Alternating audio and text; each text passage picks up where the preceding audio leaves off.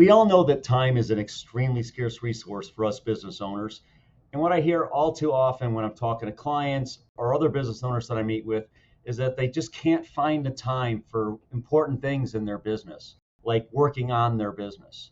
Well, the bad news is that if you don't find the time to work on your business is only going to get worse.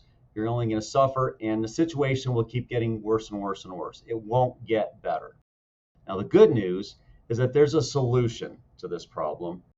And today in this video, I'm going to share with you my top 3 tips on how to find time in your business. So tip number 1, stop trying to find time. You won't, you can't.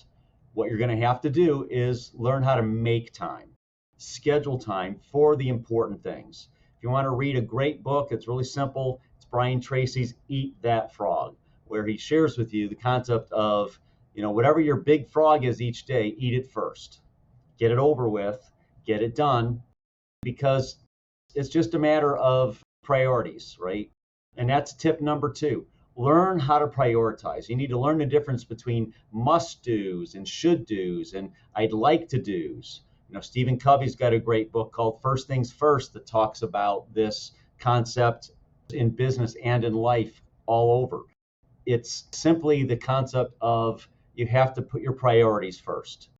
And when you don't put your priorities first, because what we typically do is we deal with the noise and then try to fit our priorities in, instead of dealing with our priorities and letting the noise fill in the rest of the day. It's kind of like that exercise where you take a jar and you fill it with rocks, and then you add pebbles, and then you add sand, and then you add water. That just perfectly describes when you put the big rocks in first. That's another metaphor that's used out there. The big rocks first, it's easy to fit all the pebbles and sand. That's the noise of your day around it.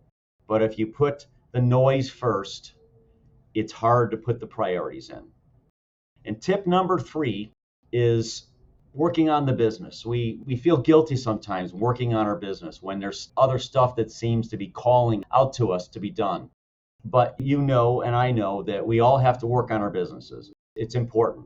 And one way to deal with the interruptions and the temptation to allow ourselves to be interrupted when we're working on our business is to schedule it as an appointment with a client.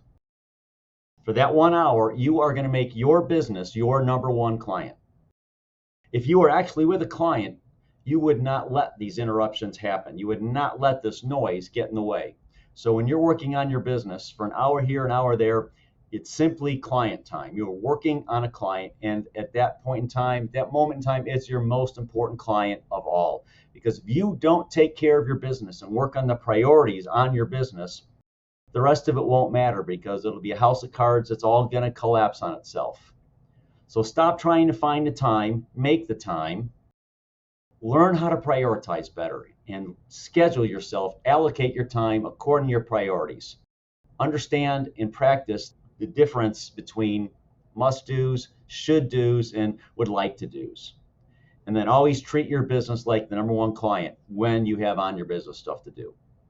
Now, if you'd like some help figuring out how to better prioritize things in your business and get your calendar right so that you're putting the right amount of time in your business, go ahead and click on the link in the description, and we'll schedule a 20-minute call where we'll spend some time talking about how to prioritize best in your business and your situation so that you can get more done with less time and feel good about it.